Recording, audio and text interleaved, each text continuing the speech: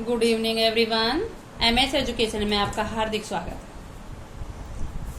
आज मैं संज्ञा के आपको पार्ट 3 पढ़ाऊंगी। पार्ट 1 और पार्ट 2 पहले पढ़ा चुकी हूँ।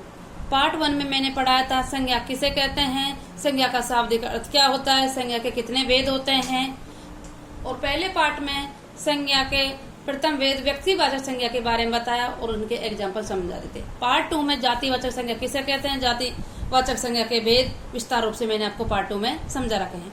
आज मैं संज्ञा का तीसरा रूप भाववाचक संज्ञा आपको पढ़ाऊंगी। भाववाचक संज्ञा किसे कहते हैं, व्यक्ति, प्राणी, स्थान, वस्तु भाव के बोध कराएं उसे ही भाववाचक संज्ञा कहते हैं। भाववाचक संज्ञा किसे कहते हैं, व्यक्ति, प्राणी, स्थान, वस्तु के भाव का बोध कराएं उसे ही भाववाचक संज्ञा कहेंगे। इधर देखिए जी, राम इंसान है, इंसान से इंसानियत क्या हुआ, भाव आया, भाववाचक संज्ञा बनी। हिमालय, हिमालय कैसा है, पर्वत, हिमालय किस श्रेणी में आ रहा है, पर्वत श्रेणी पर। कैसा है, कठोरता है, कठोरता क्या हो गई, भाववाचक संज्ञा हो गई। गंगा, गंगा क्या है, नदी, कैसी है, शीतलता, कैसे, शीतलता। देखिए जी, गंगा व्यक्तिवाचक हो गया, व्यक्तिवाचक संज्ञा हो गई। नदी जातिवाचक संज्ञा हो गई। शीतलता भाववाचक संज्ञा हो गई। तीनों संज्ञा समझ गए ना आप। गंगा नदी मतलब स्पेशल है, विशेष है, व्यक्तिवाचक संज्ञा के अंदर आ गई। नदी संपूर्ण जाति मतलब जातिवाचक संज्ञा के अंदर आ गई। शीतलता शीतलता क्या आ गई, भाववाचक संज्ञा आ गई। इधर देखिए, भाववाचक संज्ञा क्रोध, उत्साह, प्रेम, लंबाई, ईमानदारी, चौड़ाई, गहराई, सुंदरता, बुढ़ापा, जवानी, ममता, पवित्रता, प्यार, ये सब किस में आ रहे हैं, भाववाचक संज्ञा में आ रहे हैं।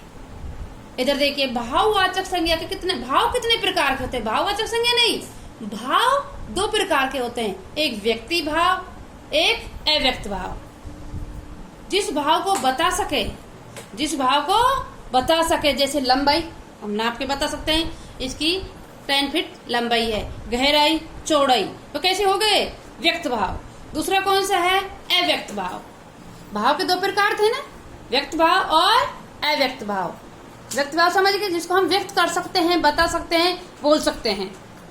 और दूसरा वाला अव्यक्त भाव है, जिस भाव को बता नहीं सकते, केवल महसूस कर सकते हैं। जैसे क्रोध, क्रोध को थोड़ी नाप सकते, नहीं नाप सकते।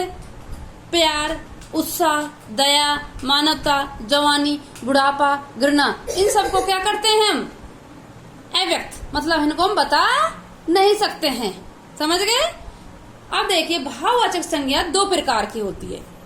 भाववाचक संज्ञा पढ़ी थी, भाववाचक संज्ञा के भी 2 प्रकार हैं, मौलिक भाववाचक संज्ञा और व्युत्पन्न भाववाचक संज्ञा। मौलिक जो बनी हुई होती है, जैसे प्रेम, क्रोध, घृणा। व्युत्पन्न जो बनाई जाती है, उत्पन्न की जाती है, जैसे मानवता, हम मानव से मानवता। समझ गए। ओके, आपको वीडियो अच्छा लगा हो तो लाइक एंड सब्सक्राइब करें प्लीज। Thank you.